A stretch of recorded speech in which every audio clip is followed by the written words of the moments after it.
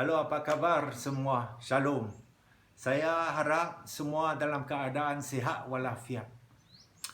Pada hari ini, kita akan merenungi firman Allah yang dipetik daripada buku Roma bab 5 ayat ketiga sampai 5. Firman Allah ini berbunyi begini.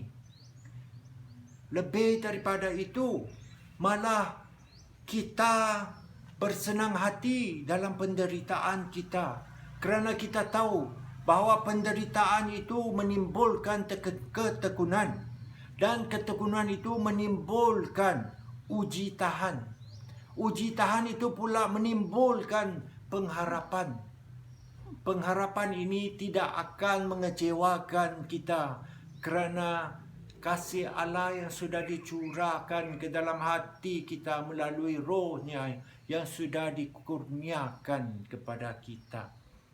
Ya, dalam firman hari ini ya, kita diberitahu bahawa kita dapat bersenang hati bila dalam penderitaan. Pernahkah kamu melihat seseorang yang bersenang hati dalam penderitaannya? Adalah, saya pernah tengok ada orang yang sebegitu. Orang gila yang merayau-rayau di jalan raya. Hanya dia seorang saja yang saya pernah lihat bersenang hati dalam penderitaannya. Tetapi saudara-saudari, firman Allah memberitahu kita bahawa kita dapat bersenang hati dalam penderitaan, kerana Tuhan tidak membiarkan kita menanggung penderitaan itu seorang diri.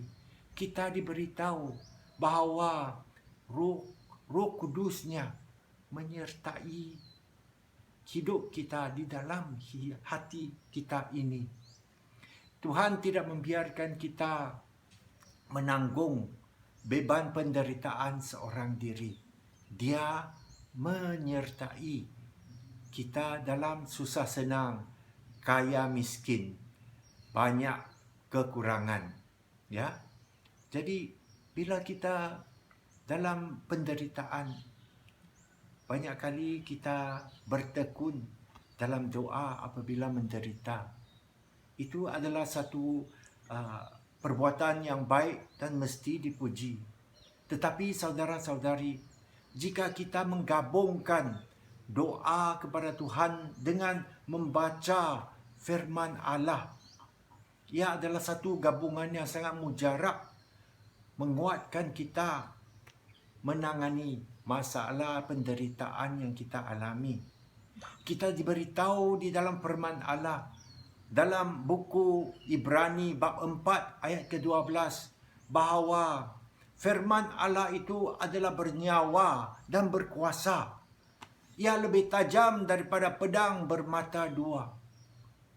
Saudara-saudari, jika kita berdoa dan kita membaca firman Allah, banyak kali Allah membukakan minda kita, mata kita, dan juga hati dan telinga kita untuk mengetahui apakah tujuannya dan apakah rencananya mengizinkan penderitaan itu berlaku pada ketika hidup kita pada masa itu.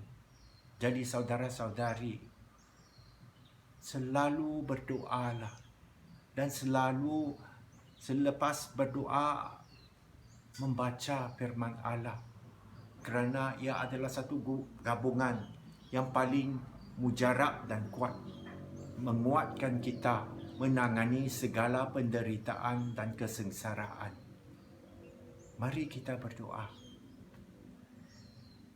Allah Bapa Syurgawi, kami bersyukur kerana Engkau menyertai hidup kami melalui Roh Kudus-Mu.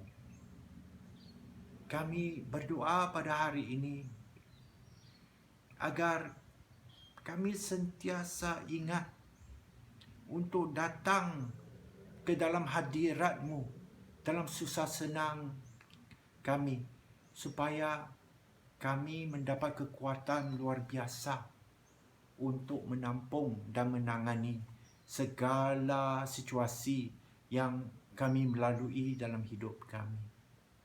Hanya Engkau yang berkuasa mengubahkan hidup kami, Allah Tuhan. Kami berdoa supaya kami selalu ingin mendampingi kamu, lebih dekat dengan hadirat kamu dalam hidup kami. Allah Bapa Syurgawi, berilah kepada kami peringatan dan juga kekuatan untuk selalu bertekun mendekati kamu dalam segala penderitaan yang kami lalui. Terima kasih Allah Bapa Syurgawi kerana hadirat-Mu dengan Roh Kudus-Mu di dalam hidup kami. Terima kasih Allah Bapa Syurgawi kerana Kamu menyertai kami melalui pengorbanan Yesus Kristus di atas salibnya. Hanya dalam nama Tuhan Yesus kami berdoa supaya hadirat-Mu sentiasa berkembang dan bertumbuh di dalam hidup kami setiap hari. Amin.